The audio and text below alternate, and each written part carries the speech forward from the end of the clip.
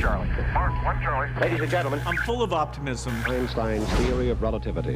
We're still seeing it quite well through that haze. T-minus 37 seconds. The fight is growing E confident. equals MC. That all men are created equal. About the future innovations. And growing strength in the air. Tear down this wall. Head on. Something happening coming up on station. This is Finding Your Frequency with your hosts, Jeff Spinard and Ryan Treasure. It's time to speak up, share your voice, and hear from the thought leaders. Mark 1 Charlie. Mark 1 Charlie. ladies and gentlemen, I'm full of optimism. Einstein's theory of relativity. We're still seeing it quite well through that haze. T-minus 37 seconds. The fight is growing confident. E equals MC. That all men are created equal. About the future innovations. And growing strength in the air. Tear down this wall. Head on. Something happening coming up on station. This is Finding Your Frequency with your hosts, Jeff Spinard and Ryan Treasure. It's time to speak up, share your voice, and hear from the thought leaders. Ladies and gentlemen, welcome to another great episode of Finding Your Frequency. I am your host, Ryan Treasure, and we got a fantastic show for you guys today. You know, how many times have you guys been, just sitting around, whether it be at your office or at home, and you start thinking about goals and plans and things that you want to do in the future, but then you get in your own way and all of a sudden you have these self-limiting beliefs. And I think with, all of the stuff that's been going on in 2020, having limiting beliefs is something that I feel is important for everybody to really get over because, we're all stuck at home. We're crammed together. We're quarantined. We're mask wearing. We're, doing all of these things that are outside of the norm. And so I think sometimes when you get all of this noise going on, it amplifies that roadblock that you can put in front of yourself. And so, I want to talk about that today with a fantastic guest that we have who's written some books. She's a speaker, author, she's a mom. She's a grandmother. She lives in Mackay, Queensland, Australia, loves hanging out with the family and friends, having barbecues in the backyard, just like I do. She's working as a coach, writing, speaking, and educating people on the power of their mind. What does it take to get past the idea on the power of your mind? I want to introduce Deidre Schill. Welcome to the show. Hello. How are you today? I am wonderful. Thank you for taking so much time out of your busy schedule to have a little conversation with us today on Finding Your Frequency. We appreciate you being on. And I know you're all the way in Australia. I think it's probably, I feel like I'm talking to you in the future. You're in the future and I'm in the past, right? It's currently Tuesday. So what is it? It's Wednesday for you, correct? Yeah, that's correct. Yep. I wake up in the morning and find out what happened in your world because what's happening in your world in the past is impacting my today.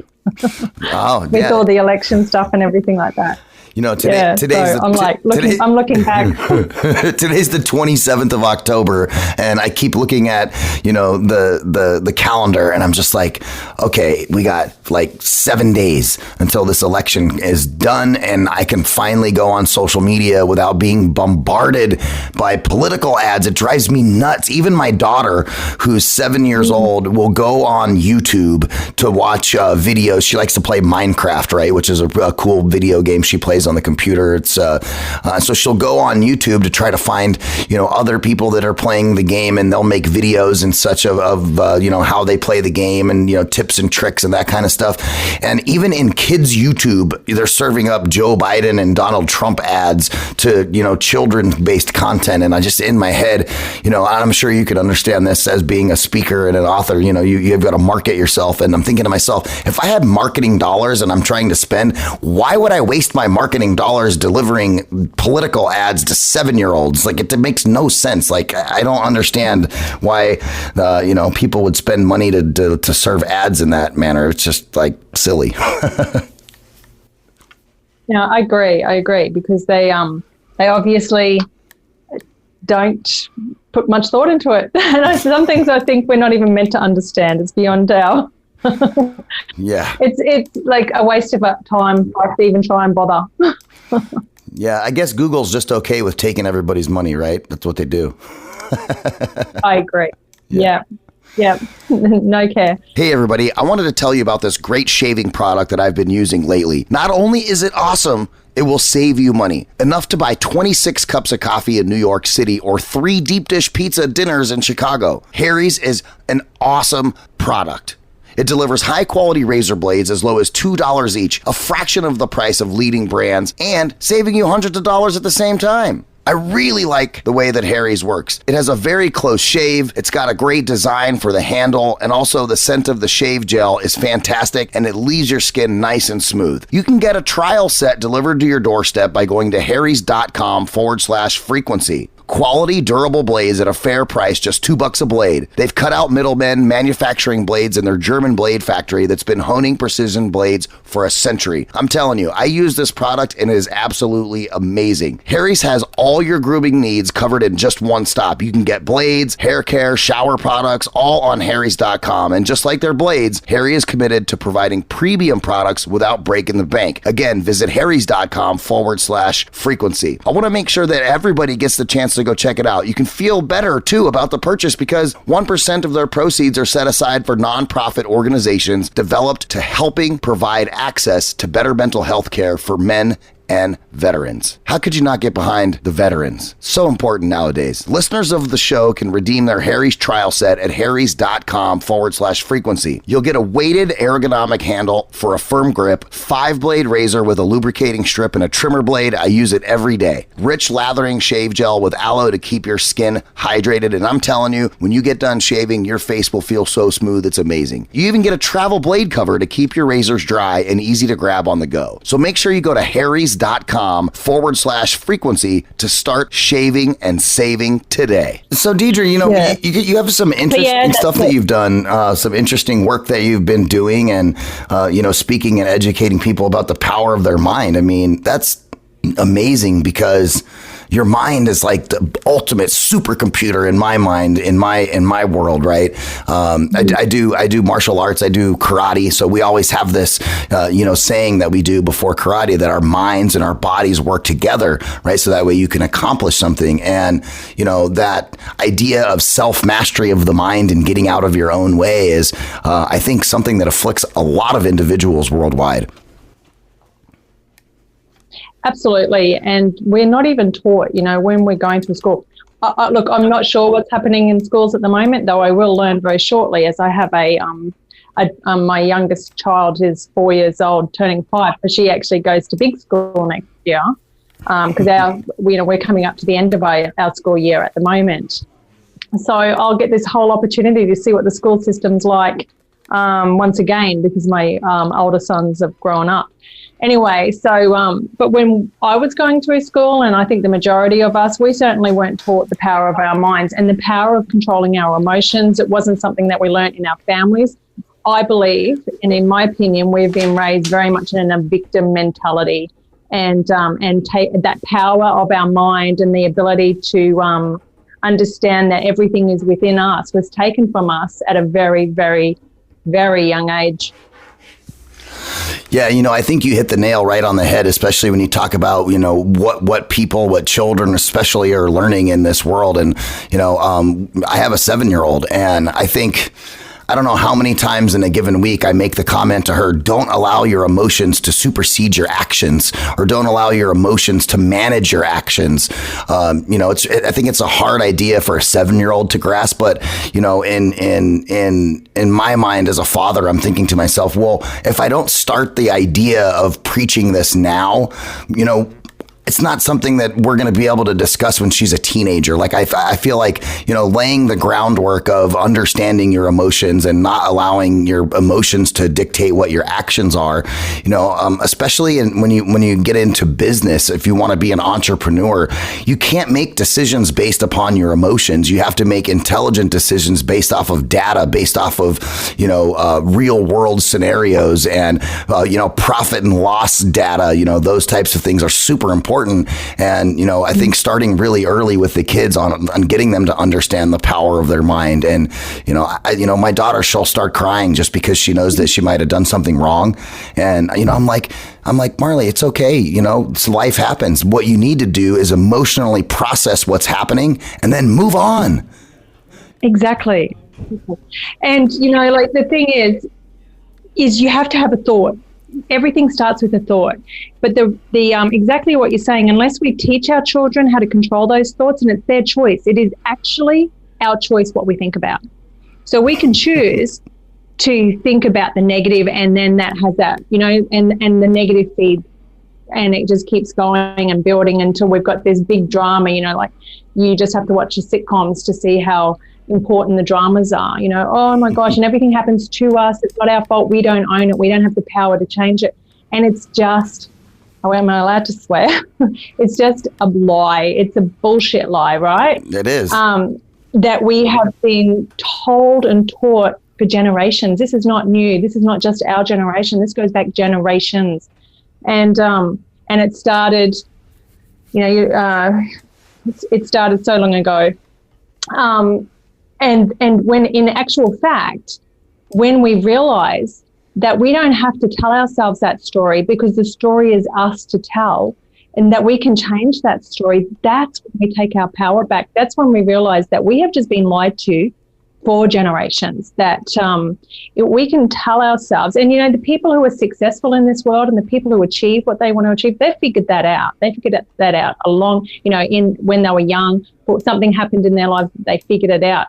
But the majority of us, we have just been going along with what we've been taught, that we're disempowered, we are victims, things happen to us, and it's, we can't control it.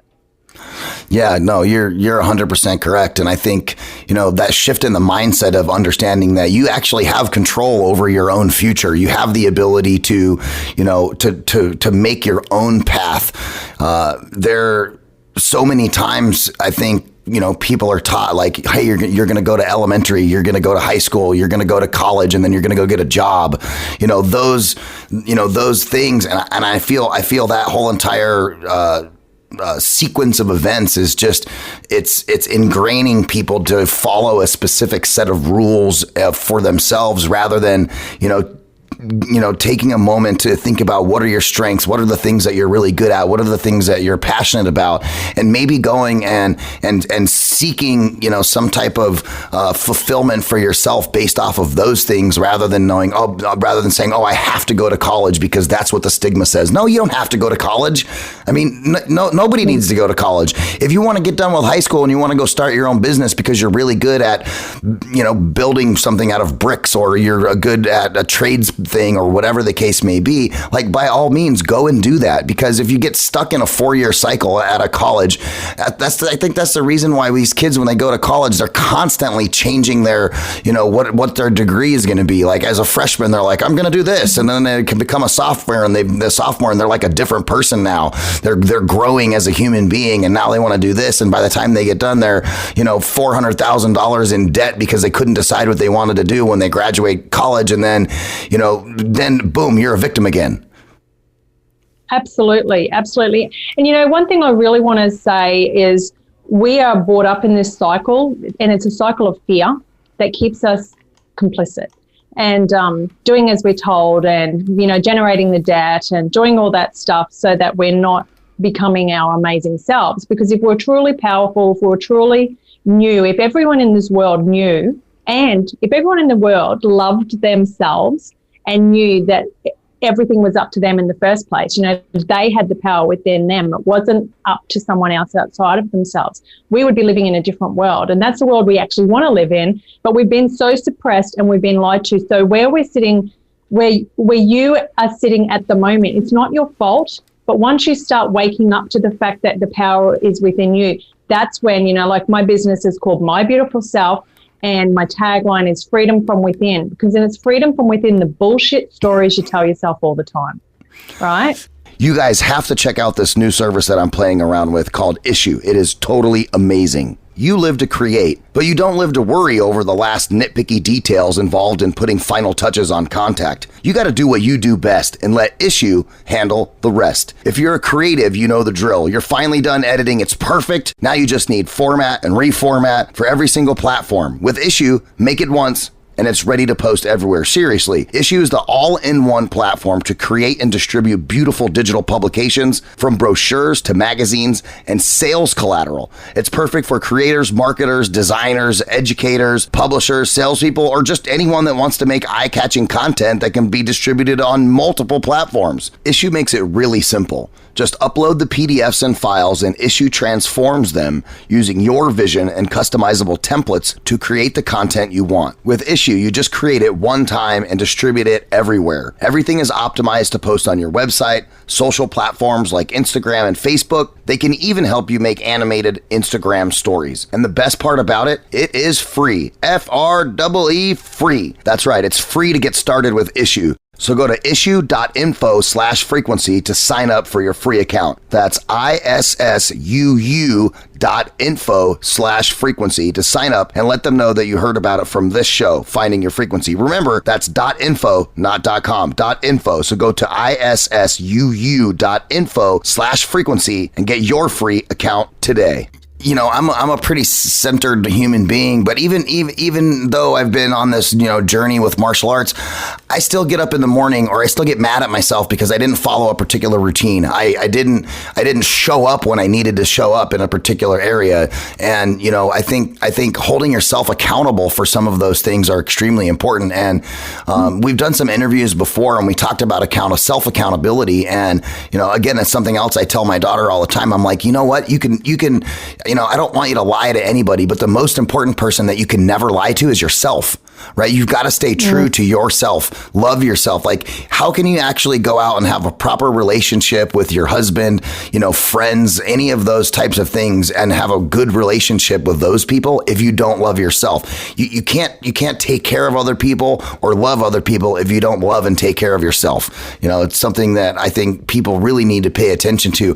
A lot of those moms that are out there that are sacrificing themselves for their children and driving them all over the place to 10,000 different events, and not taking that hour or so a week to be able to just sit back and do something for themselves is something that you got to get out of that cycle. You can't let other people dictate what you're going to do, even if it's your children or your husband. It's just something that is so self-sabotaging, I think, in people's brains, and they have to take a step back and kind of focus on what they're going to do and really take time for yourself. I mean, Deidre, how much time a week do you take for yourself, your own health and wellness, your own fitness, those types of things? How much time a week do you take for yourself? I get up at 4:00 in the morning, and my first hour of the day is just for me, where I do because I tap every day, I journal every day, and I later on in the day, because I do get up early, I take another half an hour where I just sit in meditation. And sometimes, we all have to work through our, the stuff that comes up. And sometimes I sit there and feel a bit guilty, and I'm like, no, I have permission to do this. I have permission to do this. I'm up early for me to then get through the afternoon and be the best version of myself and turn up the best, in with my pencil sharpened, so to speak. I have to have that half an hour. I have to turn off so that I can reset and then go and work through then till 4 or 5 o'clock. So, I'm looking at 10, 11 hour days, most days. So I have to have that reset. And in between that, I'm not exercising as such because I'm going through a transitional period in my life that women go through. So I'm doing stretching exercises just to keep my body limber, and I love that. And I do that every day, 5 days a week, and it's about half an hour every day where I'm stretching and stuff like that. So, and the other thing I do is I pick up my daughter in the afternoon and we go down to the beach because I live right beside the ocean. So we go for a walk on the beach three times. We fly the kite and, do stuff like that. So I actually take a fair bit of time. On the weekends, I'm out in the garden and pottering around in the garden and doing stuff. So I actually switch off. I have to switch off because I'm so passionate in the space when I'm working that if I don't switch off, then there's, I'm just giving too much out. Yeah, and I think that's great advice. Let's talk a little bit about waking up at 4 o'clock in the morning. There's a lot of people, including myself, right? I'm supposed to get up at 4:30 in the morning, so that way I have the time in the morning for myself. Again, same thing, stretching, getting ready, doing some kata or some different karate movements, and kind of keeping my fitness and my brain intact in that space. And even myself, I find myself some days during the week I go, I'm going to sleep for an extra 30, 45 minutes, right? And sometimes I think, people beat themselves up so much because they're like, oh, I should have done this. And, they're going through their day and it's like, wait a minute. Do you realize you have control over yourself? You don't have to get up and do those things every day if you don't want to. If you want to take a day throughout the week and you want to sleep for an extra hour, well, maybe your body needed that sleep for an extra hour. Maybe that was more important. Don't go and beat yourself up over it. Go do your exercises later that afternoon, right? There's so many different things where you've got to just get out of your own head and stop telling yourself that you did something wrong, right? Because was it really wrong? No, that's right. And I think the big game changer for me was when I decided to become my own best friend. And when you become your own best friend, well, being your own best friend isn't just about, being nice to yourself all the time. It's about kicking yourself up the butt as well, going, well, hang on a minute, what is going on? Why are you getting in your own way? And having a good conversation with yourself. When I'm working with my coach going, this is what's going on. I'm struggling in this area. And then we get to discuss what's going on for me that's holding me back. So instead of rousing on myself, because how good are we at getting our whip out and whipping ourselves like as though we're, how many, you put your hand up if you're really, really great at being your worst enemy, because I know I used to be, no one could speak to me as horrifically as what I did. And I wouldn't have tolerated it. I probably would have been brokenhearted. More than likely. Yet that's how I spoke to myself every day. And why do we do that? It's crazy. We have to live with ourselves every single day. We can't get away from ourselves. We are here. So we get to choose. And I'm sitting there one day going, it's my choice whether I'm my own best friend or if I'm my own worst enemy. That is my choice. I get to choose that. So I chose in that moment to swap that out. I went, I'm not doing that anymore. The other thing that I find really interesting and something that was very challenging for me when I started this journey, Louise Hayes has a book called Mirror Work, and it's a 21-day challenge where you have to look in the mirror every day and love yourself. And all of my clients, we go through a process, and part of the work that we do is go home, look in the mirror and look into your own eyes and tell yourself you love yourself, and come back and tell me how that went for you. And none of them can do it.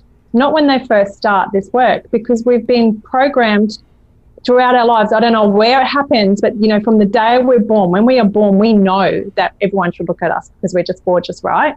And babies cry, and we look at our beautiful babies and we are just enamored with them. They're just perfect. The love that comes from our heart is enormous. So we are very, very worthy. Yet somewhere along the line, someone from where we're born until we're an adult, we lose that. And when we look at ourselves in the mirror, we can't even look into our own eyes and say, I love you. Now, that is something that's been stolen from us. It is stolen. We are born with it, and we need to reclaim it. So I just went, I'm going to be my best friend. And if that means I have to kick myself up the butt sometimes, so be it. Yeah, and I think that being a true friend to another person requires that as well. I think so many times people have so-called, and I'm throwing air quotes here, they have friendships, and they, we go out to dinner, we talk about cool things, we talk about our families. But when's the last time you actually told your friend, hey, you know what? Hey, buddy, I love you to death. You got to stop doing X, Y, and Z because you're sabotaging yourself. And I think a lot of times people will be like, oh, I have all these friends, but are they really your friends? Because if one of your friends won't tell you that, hey, you're being stupid or you're being silly about something and you need to change your attitude or change your, direction, then maybe they're not really your friend, right? Like, I think it's important to surround yourself with the proper energy, with the proper people that are non-toxic, that are not just there to take something from you, but a true friendship is where you are both giving something to each other. I really agree with you. And it's like in our society nowadays, it's like no one wants to have the hard conversations. No, they don't. Are you having trouble finding hand sanitizer? Well, Spa Treat has you covered. There's no need to go searching high and low. Just visit spatreatofficial.com and place your order on their easy-to-use website. On schedule delivery. One of the great things about this product, Spa Treat Fulfillment Team is working around the clock to provide people hand sanitizer during this time of need and get your order to you as quickly as possible, even faster than Amazon. Spa Treat also has the lowest price of any of its competitors. Spa Treat has 62% alcohol content, and the FDA recommends between 60 to 80 for maximum protection. This one has 62 because it doesn't dry your hands out. I use this stuff every single day. It is fantastic. It's got certified organic extracts with the ingredients in that hand sanitizer that are of the highest quality, and they're designed to leave your hands smelling and feeling fresh while protecting you at the same time. The best part, there's no tricky residue left over. None of that sticky stuff. 4 scents available: unscented, tea tree, lavender, and lemon. And best of all, this product right here is made in the good old United States of America. A lot of companies are having trouble dealing with the current demands, so Spa Treat has dedicated themselves to providing a much needed product in the time of crisis. Spa Treat has better prices, faster shipping, and a larger supply than any of their competition. There isn't even a close second. Visit spatreatofficial.com and enter promo code SPA SPA at checkout to receive 5% off your entire order. That's right. Not only are they offering the lowest price available, but they're also offering our listeners a discount. This promo code is exclusive to Voice America, and only our listeners get this discount. Spa Treat and Voice America came together on this sponsorship in order to provide Americans something they could really need right now: peace of mind. Visit spatreatofficial.com and order yours today. That's spatreatofficial.com, and make sure you use the promo code SPA at checkout to receive 5% off your entire order. Spatreatofficial.com. Get your awesome hand sanitizer. So Deidre, tell me how did you find your frequency in life and in business, and how did you end up where you are, being a speaker and a coach, and helping others through this journey after you've gone through your journey. So tell us a little bit about that journey of how you got to where you are and understanding all of these principles and ideas of the mind. So for me, the big pivotal moment, the one that catapulted me to where I am right now, I was 43 years old. I was in a relationship with my partner, and he was, turning 50 at the end of the year. It was April, May. I worked for him in a company. I was his operations manager. And in Australia, it's 2015. We'd had a big downturn in the coal industry, and we're a very coal industry based company. And I was made redundant. And I was sitting there going, here I am, 43 years old. We were just dating, and I found I was redundant. So when I became redundant, I had no car, no house, because I'd had a company vehicle. I had been living out on a mine site, so I had put all my stuff into storage, and no job. And I'm 43, and at the same time, the same week I was made redundant, I found out realized I was pregnant 20 years and 6 months after my last child, my son. And I'm just sitting there, and my heart was broken because I absolutely loved my job and thought that I was really valuable and valued. And at that moment, I went, I'm never going back and working for someone else, because I put in so much effort, and it was just the wounded me talking, but it actually opened me up, made me available to different options. And my passion was always working with people to empower them, because I had been going on my own journey to empower myself, and to let go of these stories I was telling myself. So then I ended up living with my brother. So my brother hadn't spoken to me for 10 years for different reasons. And even though I tried so hard to build bridges with him, he wasn't ready yet. And just due to circumstances, I'm one of 7 children. I was pregnant, I wasn't working, and he needed support. He was a single dad, shared care with with his ex-wife. And I ended up living with him and caring for him. And on that journey with him, it was so massive because we're one of, a family of 9 all up with the parents. So you can imagine all of the emotions, so many emotions around a brother terminally ill, the parents, there was huge blow-ups in the family. The family kind of went all over the place just with traumas. All these traumas needed to be dealt with so that Stephen could pass in peace. And it was like the universe went, okay, we got to heal all this stuff. So we're on this very short window of having to deal with all this stuff. And at that time, I started working with a coach named Sally doing tapping, and I hadn't done tapping before. And tapping is an extremely powerful tool that I have to do every day now. And because it keeps me where I need to be. So on that journey with Stephen, I realized very quickly that I was able to hold space for him and have hard conversations with him and help him move through the things he needed to move through and heal, because he was so angry. And from my own perspective and in my own beliefs, I could see quite clearly that the anger that he carried was manifesting in his chest because he had lung cancer. It was not from smoking.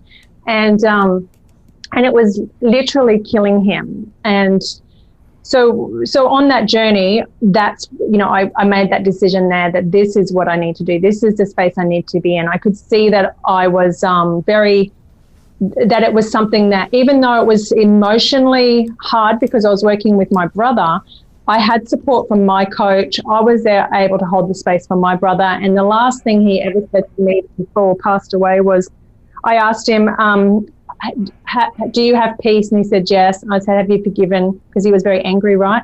Have you forgiven everyone? And he goes, I've forgiven everyone. I'm no longer angry. And so, that was the greatest gift he got to give, that I got to be part of. And, it's not that I want to be out there working with people who are that are dealing with such extreme emotional stuff, but I'm not averse to it. I'm open to supporting anyone who is willing and ready to let go. I call it the entanglement. We get entangled in belief systems that aren't simply true, and who are ready to untangle that so they understand that all of that stuff was never true, and that they are their own bright shining light that has every permission to shine in the world, and not carry all of that stuff that we unconsciously chose to believe about ourselves because we didn't know better. Whew. That was a lot you just threw at me. Sorry. That's okay. Wow, what an incredible story. I mean, 9 people in the home. That's an amount of emotion I can't fathom at the moment. So, going through that, kudos to you for having that strength, though. I mean, and it almost sounds to me like you were the rock, right, in that scenario, really helping everybody to navigate their particular emotional status and keeping everything in some sort of balance. And let's talk about balance. I think balance is a relative term that's different for everybody in every scenario. When you talk balance with your clients who you're coaching, and you're talking about mastering your focus muscle, which I would imagine is your brain, and harnessing the power of your mind, and really getting away from self-sabotage and procrastination and some of those things that you talk about in your talks. How do you coach people around some of those things so that way they understand those philosophies? Because I think, like we were talking about before, if, society has ingrained us in a particular manner where, these things are not, up front and in front of the mind all the time, how do you get people to get a shift in the way that they look at themselves so they can understand those things and stop self-sabotage, procrastination, and emotional manipulation? So the way I go about it is I do a process called flipping, which is one of my tools that I use with my clients. And it's part of the process that I learn that I do through the rapid transformational therapy. Backflips or front flips? Just flipping. So, you tell yourself a story. So you've got to, if you're self-sabotaging and you say, it might be a money story, right? So you know that if you achieve this goal, you can, move up in your success, in your career. However, you keep finding yourself self-sabotaging yourself. So we go through a process where we find, so it's always about going within. Let's go within. Let's get behind what's really going on. So it's about going, okay, so this is what you want to achieve, but what's the positives and the negatives about achieving that? So, what does it mean if you are successful? What does it mean if you do have the money? What does it mean if you are turning up for yourself? And let's look at, because we've got to find the fears, because the fear is there's a part of us that will protect us. It says you can't be seen, you can't be successful, you can't have the money, because if you do, then this might happen. And what is that? What is this? What is this thing over here that you're afraid of? They might not want to be seen. They might not deserve it. Who do I think I am? That whole, which is a really big one. Who do I think I am to be sitting here talking to you and telling, having this discussion? And it holds us back. It prevents us from turning up for ourselves, which means we're not getting that opportunity to grow, and because growing is scary, so we're having to hold ourselves back. So it's we look at what do you keep getting to that you keep pulling away. So when you get there and we get, you have to be standing there. We go in, okay, I want you to imagine you're right there. This is happening. What's coming up for you? And so they might have a one-liner. They might say, I just don't deserve success. So then we go, well, how's that, when you say that to yourself, and they might not even hear themselves say it. And I'll go, hang on a minute, you just said I don't deserve success. Did you hear yourself say that? And I go, oh, yeah, I did too. And then we talk about all the emotions that they feel when they say that. So they become very aware that as soon as they say that, that thought comes into their head, they have the whole body reaction. There's a whole body reaction that happens, because you cannot have a thought without having a reaction in your body. And you probably learned that with your karate, right? That, whatever you think here is happening here. It all starts with a thought. Everything does. When you're going through the motions of karate specifically, I mean, when you're doing a kata, I know that the first kata in our style of karate has exactly 20 movements in it, right? And so you can't make the first movement until you think about what that movement is. It doesn't just happen arbitrarily. Like there's no automated muscle memory that just makes my body go and do the first maneuver. You have to think about it, right? And that's what in karate we talk about being ready. In Japanese it's called yoi, right? And so yoi means I'm ready, right? Which means I'm thinking about what I'm going to be doing next. I'm thinking about my first thing. I'm thinking about the 20th thing now, and so I try to leverage that idea in life. Like I wake up in the morning and I tell myself, yoi, okay, what am I going to do today? What do I need to do? What do I need to accomplish? What's important? At least on the days that I don't hit the snooze button, I have, that's my biggest thing for like procrastination and self-sabotage on my karate journey. Like I know I need to get up and I know I need to do these things. And it's like, I'll find myself sometimes, I'll get home from the studio here and, we'll have the dinner and we're hanging with the family and that kind of stuff. And then, we put the 7-year-old to bed, and then it's like, mom and dad time. We have some conversations, maybe have an adult beverage or two while we're conversating about the days that we've had. And then, my wife and I have a couple different interests. And so, she might be watching her television show and I'm sitting on the couch with her and I'm on my phone watching karate videos or whatever. And the next thing I know, it's 11 o'clock at night. And I'm like, oh, I have to get up in like 5 hours or, whatever it is. And that's where I find myself. I'll get into something in the evening time. It could be a book, it could be videos, whatever it is. And I lose track of time completely because I'm so, into what I'm doing that I'm sabotaging my morning routine by doing that. Yeah. And it's not necessarily bad, but it's one of those things that I wake up and I go, you're going to do it again, aren't you? You're going to hit that snooze button for 30 more minutes, And if we were working together, I'd be saying, so how does it make you feel when you do that? When I hit the snooze button? Yep. It depends on the day. Some days I'm like, I don't need to hit the snooze button. I get up and I do my thing. Some days I have to tell myself, Ryan, you can't succeed if you don't show up. Right? Yeah. So what, do you get annoyed with yourself?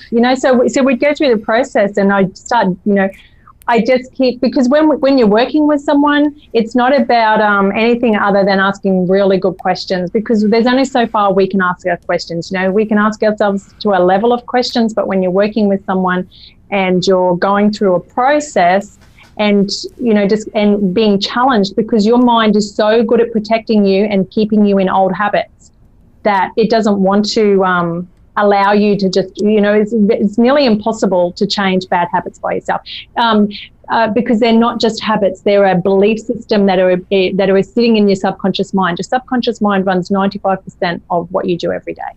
Your 5% is your consciousness, and that's when you're sitting in the car and you're driving along and you get to work and you're like, oh God, I don't even remember how I got here, because you're on automatic pilot. Yep. Your mind is thinking about the interviews you need to do, thinking about what you got to get done today, and that's all your conscious mind. Your subconscious mind's going, don't you worry about it. I've got the driving. I've got this. And it's all, you're just doing it all. You're not having to consciously think about it. When you start changing your patterns, what you're doing, it's about becoming very aware of the stories you're telling yourself. I use processes like tapping and rapid transformational therapy, where we go in and we get to really understand why you have come up with the idea that it's great to procrastinate, so that you really understand it and you go, oh, I don't need to do that anymore. I can actually put that down. But then you have to practice the behavior you want. It's like, when you started doing karate, or when we small children. I look at my 4-year-old daughter now, and she's having to learn, because it's what we do, how to use her knife and fork properly. That's her tools. They're our tools to eat. These are the tools of the mind. Until you practice them, you have to practice how to use chopsticks. You have to practice how to use your knife and fork. You have to practice your movements to become good at them in karate. You have practiced procrastinating in this game that you play with yourself very well for however many years you've done it for. So when you want to change that behavior, you have to understand why you were doing it in the first place, so you're not continuously fighting with yourself. It's just about going, okay, so now I need to reprogram my mind to work how I want it to work, rather than just be on automatic pilot doing the same old. And you have to practice. Yeah. There's no magic pill to this.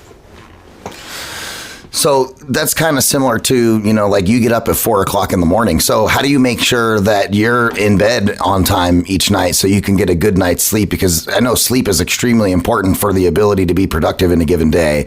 How do you make sure that you don't do what I do sometimes and get yourself lost in a book and go, oh, it's 10 o'clock or it's 11 o'clock. I got to get up in 5 hours. Yeah. No. That happens to you? Yeah, the other night I didn't go to bed until...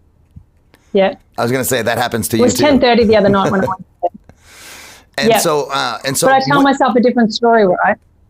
Yeah. So, and then in the morning when your alarm goes off at 4 o'clock in the morning and you've only had 6.5 hours of sleep, how do you make sure that you still get up and have that time for yourself?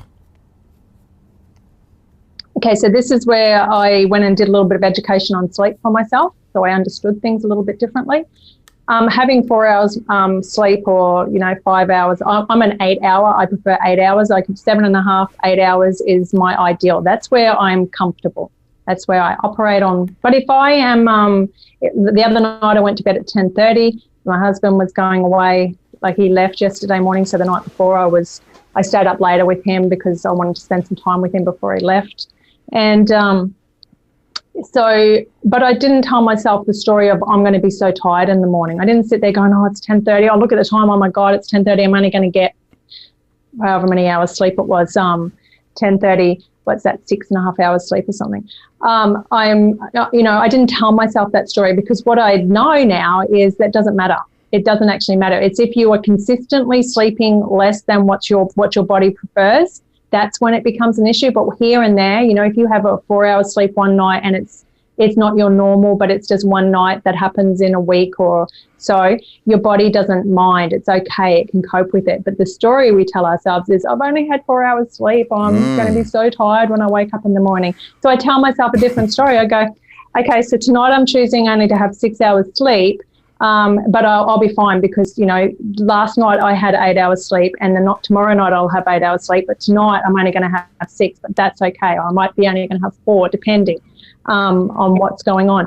But I tell myself a different story, and my body naturally wakes up. I am naturally awake as long as I'm not going to say it's absolutely every single morning, because there's some mornings when my body doesn't want to wake up because I'm really tired for whatever's going on in my body. But when say 3 weeks out of 7 out of the 4, my body naturally wakes up at 3:45 every morning. Yeah. So instead of lying in bed, I just decided I'd start getting up. Yeah, and I appreciate that. I think that hit well for me. So thank you for that little coaching session. I appreciate that, because that's something that I'm really good at what I do for a living. I've been at this company for 17 years. I'm the vice president of operations. We do, so many great things. We work with so many great people to create programming that's helpful and inspiring to people. And, I find that I'm like my own worst critic, and I gotta be very careful about not beating myself up so much. And I think I love the way that you said that, is just changing the narrative of, like, what's one night if every other night is normal. And I have the same thing too. Like, my alarm is set for 5 o'clock in the morning, and every day I wake up at 4:30 on the dot, just, without, and what I do is go, oh, I have 30 minutes. And then I go to sleep, and then the alarm goes off, and then I'm like, oh, I'm hitting the snooze button because I went back to sleep, instead of just getting up at 4:30 and just, That's right, because your body's gone back into another sleep cycle, and it's really hard to wake up in the middle of the sleep cycle. Yeah, no, that's a good point. I'm just going to start forcing myself to get up. And I think that's what you mean about practicing those habits that you want, is sometimes you just have to say, I got to show up. Let's go. Yeah. Like, you think about anything that you start learning to do, how uncomfortable it is. Remember when you started learning how to drive that car? How uncomfortable was it?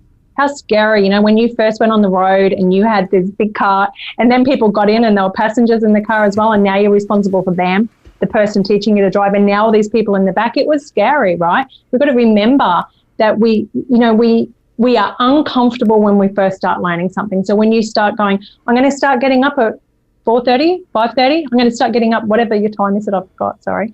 I'm just going to get up when I wake up naturally. And yes, you're going to be uncomfortable. You're going to go, oh, geez, but you have to remind yourself, change doesn't happen when you're comfortable. Yeah, I have a tendency to, I've done, I don't know how many interviews with awesome human beings like yourself who are coaches and authors and have helped, a lot of people. So I've learned all of these lessons over time with the radio show and interviewing people, and I know what I need to do, but I still don't do it. And I could easily, talk to another person and give them fantastic advice about things that they need to do. But here I am, a hypocrite, right? Because I'm not doing those things myself. One of the things that I tell my daughter all the time, I tell myself this all the time too. So sometimes it's hard to follow, but it's the idea of everything you want is on the other side of hard. Yeah. Yeah. Yeah, that's right. And that makes it kind of feel a bit scary, like when you say it like that. Challenging, other side of challenging, other side of, of it, it's the excitement of achieving. I bet you wouldn't talk to anyone who, when you're karate and you do, and you succeed at something that you really wanted to succeed at, the only thing I know about karate is you chop the wood or something like that, break the wood. My boys did Taekwondo for a long time. But, like when you have that achievement, so I talk to my clients about visualize and see what it is you want to achieve. What is it you want to achieve? Because focus on what it is or where it is. Because if your mind doesn't know where you want to go, how can it get you there? If all you do is look back, how on earth can your mind do anything other than replicate what you saw back, like what was behind you? If you want to have a compelling future, you need to start seeing it. You need to start showing your mind, taking that half an hour every day that I take when I go into meditation. That is my biggest, that is so important, because that's me spending time, half an hour every day, showing my mind where I want to be. because all my mind has got otherwise is where I've been. And I don't want to replicate the past. I want a compelling future. You know, I've got big dreams that I want to achieve. So I take that half an hour, I go into that space within myself and dream. You know, like our mind is so powerful. Our imagination is so powerful. And when we add our emotion to that, it's like, if you can imagine, we are just like this energy machine. And when we start dreaming about who, you know, you get that clear, crystal clear picture of what you look like, what you're doing, you know, how you're feeling, and you get that really clear picture, and your mind just starts taking you straight there. And all the obstacles that come up, you know, look, you think of a time in your life where you've achieved something and it didn't matter what was thrown at you, you just kept going for it because you were so determined. And that's what you have to do with your life. You have to start getting determined, because you cannot, if next week you want to be a superhero, you have to start being a superhero today, because otherwise you're going to stay as just a normal human being. You know, if you're depressed and if you're a procrastinator and if you're a self-sabotager, that's who you'll stay until you start going, okay, well, I want to be a superhero, so I'm going to have to act like a superhero, dress like a superhero, be a superhero, talk like a superhero, and that's what you need to start doing.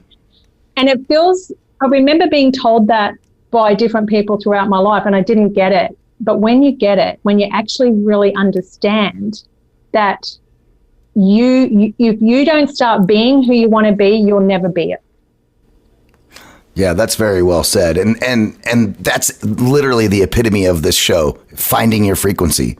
You know, that aha moment where you actually decide to start being who you think you want to be and start making the steps to be that person. That's the moment that you found your frequency. That's the moment you started to follow the path that you have set forth for yourself, and making sure that you're able to take strides to achieve those. It's almost like I only know my own life, so I can't talk about anybody else's. It's kind of like, you know, I want to remodel my bathroom, right? I'm not paying someone to remodel my bathroom because I know how to do all that work.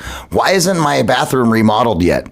Because I procrastinated about it, right? And I was talking to my wife the other day. I said, you know what? I just need to get up on Saturday and start ripping stuff out of the bathroom. And then when I don't have a place to shower, I'll be very much motivated to go get that done, right? And so, you know, kind of the same idea when you think about personal development. Sometimes go rip the shower out and make yourself have to make those steps forward, right?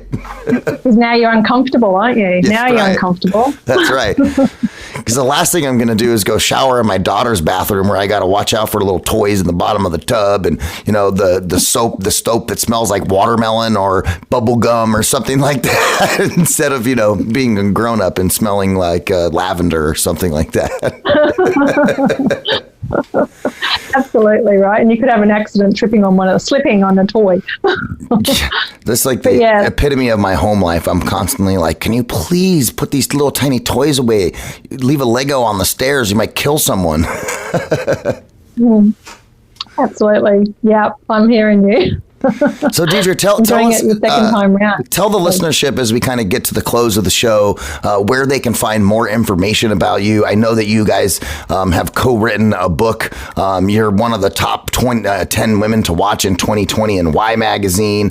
I know you got a lot of stuff going on. So tell people where they can find you, social media, website, all that fun stuff. Yep. So I'm on Facebook and Twitter. Both of, you know, I'm My Beautiful Self. So Deidre Schill, and my business is My Beautiful Self. My website's www.mybeautifulself.com.au. And I work face-to-face. I have 28-day program that you can come and see, you know, how it goes. I actually host every month a workshop, a coffee chat, where it's a deep dive, honest chat and coffee. And they're free. You can just come in and join the conversation, and we do go through a process. I share some tools that I use in my coaching business, because I want everyone, you know, my mission in life is to get as many people, you know, like when I first started working, I was really working in the space of women, but I realized, you know, that's changed for me in the last couple of months. I actually have so many men, you know. I was talking to my marketing team about this the other day. I said, I'm so surprised, my business name being My Beautiful Self, and I have so many guys contact me, and I say, what attracted you to my business, considering my name? And they go, it's just soft. I feel a real connection with that, because everyone wants to find their beautiful selves. This is not just, everyone has masculine and everyone has feminine, and we have this thing that happens in our head that goes, guys don't want to find their beautiful selves, but they do. It's not true. It's not a true story. So I've had this awareness going, guys want this as much as girls. This is not just a girl thing. Yeah. Yeah, well, I'm a man, right? And I totally agree with you. And I'm a pretty masculine guy. I love cars and motorcycles and working on the house and I'm man. But hey, I like to be beautiful. Yeah, exactly. Because it's about the beauty within. The beauty on the outside is, it's not forever, and it's not true. It's not the true beauty of a person. The true beauty of the person is how we show up. When people walk away from us and they go, she was such a nice person, or he was such a genuine guy, and rather than they're false. We don't want to be false. So I think humanity is coming to a time, and this is my belief, that we're coming to in 2020 with all of this disruption, is everyone is trying to find their frequency. Everyone on earth is slowly, there's shifts happening. People are thinking differently. People are, that I had a client in my office yesterday, a guy, and I said to him, this time last year, would have you thought you'd be sitting in an office like mine working on your beautiful self? And he went, hell no, hell no. Right, no. And I said, what? I totally think you're 100% spot on, and almost all of the interviews that we've done in 2020 for Finding Your Frequency, whether it be, these type of self-development topics or business topics, technology topics, because we talk about everything on Finding Your Frequency. It doesn't matter what it is. If it matters, we're talking about it. And I really think, you've had, the industrial revolution, the technology revolution, and, those were all great strides for humanity. And I honestly feel the same way that you do, that I think that humanity as a whole globally is going through a self-awareness, a conscious revolution of really understanding who we are as beings rather than just being human beings on the planet. We need to understand who we are, what we are, why we're here, what's our purpose, and go out and go and do that. Because, for far too long, I think that humanity has been, like a diesel truck stuck in the mud, right? Just spinning its tires over and over again, doing the same thing, expecting different results and not changing your mindset. And I do think that, the COVID-19 here in the U.S., obviously with the crazy elections, everybody's divided. You get, one police officer does one thing and people start rioting and burning things down. And, it's really allowed, I think, a lot of people who are understanding what's happening, as our consciousness shifts, to really take a step back and understand that, things are different, things are changing. And it's very important that we know who we are, so that way we can show up when the time is right. That's right. I think one of the biggest questions we all need to ask ourselves is, who am I? 100%. Deidre Schill, thank you so much for being on the show today. You're amazing. You guys, make sure you go check out our website at www.mybeautifulself.com.au. And of course, you can find her on social media at My Beautiful Self, all over the social media. Deidre, thanks you again for being on. We really appreciate it. Thank you for sharing your story about finding your frequency. And ladies and gentlemen, if you're listening to this as a podcast on your favorite podcast place, whether it be Spotify, iTunes, Google, whatever it may be, please make sure you share this with your friends. And if you're on iTunes, give us a 5-star rating, because 5 stars are better than 4. And I'm a 5-star person. So is Deidre. So I think we deserve the 5 stars. Thank you guys again for listening to Finding Your Frequency. We have brand new shows every week, Fridays at 12 o'clock Pacific time, 3 p.m. Eastern, right here on the Voice America Variety channel. So stay tuned for another great episode of Finding Your Frequency next week, as we have another wonderful guest right here on the show. Thank you guys. Have a good one. I'm Ryan Treasure.